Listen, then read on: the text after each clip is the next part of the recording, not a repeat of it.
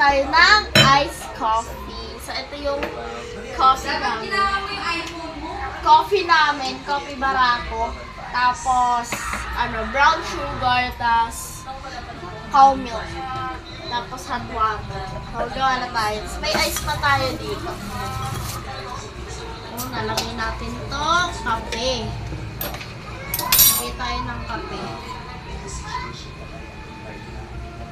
Konti lang. Ayan. Tapos, lagay tayo ng sugar. Dalawa. Ayan. Tapos, 2. Katapos, lalagay na natin ng mainit na tubig. Hindi na tayo mag-creamer kasi may gatas na tayo.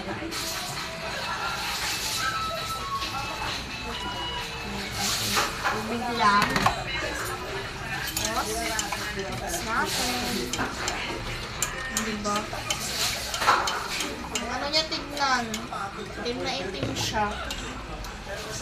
Oh. Kunti lang lalagay natin kasi lalagyan pa natin ng ice. So, lagyan na natin ng gatas. Wala nang measure, ba?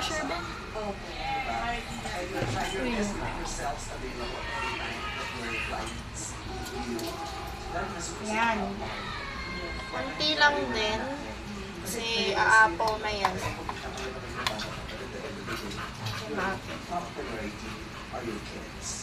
Yan. Tapos mix natin.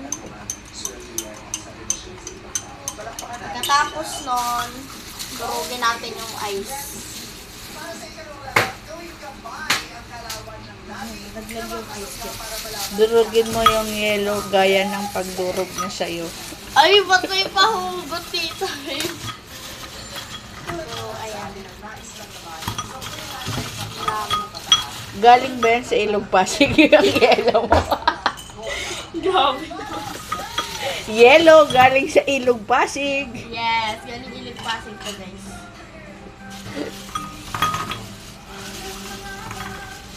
Yan.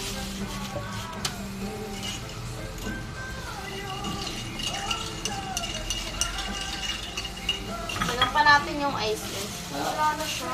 Durog na ice. Durugin pa natin ito. Hindi siya madurog, eh.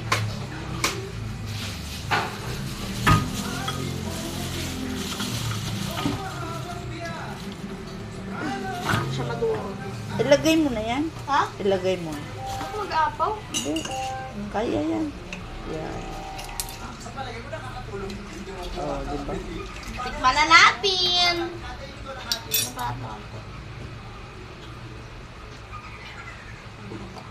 Para siyang, para siyang Spanish latte. Spanish latte. Tikman na natin, guys.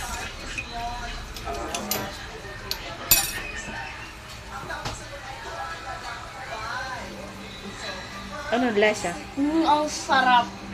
Ang sarap, guys. Ang sarap. Depende na ko sa inyo kung anong gagamitin yung gatas. Pero mas prefer ko yung yung Bertie na gatas kasi masarap. Saan mo yan binili?